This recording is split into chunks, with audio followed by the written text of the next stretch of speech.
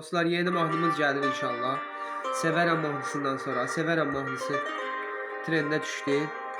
Cəlil Ordubadlı, o gözəl qadın. Söz musiqi Nurlan Yeraz, Cəlil Ordubadlı.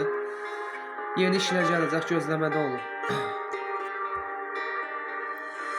Ey məni məndən alan o gözəl qadın,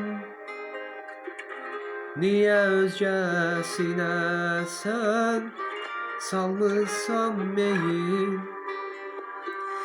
Olmadın mənim adım, sən oldun yadım. Həyatda sevgi var, hər şey pul deyil. Gəlsin bu mahnı. Verdimi xoşbəxtliyi, pul para sənə.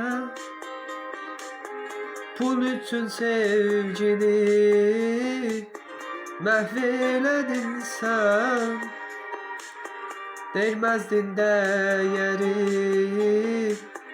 birazca mənə.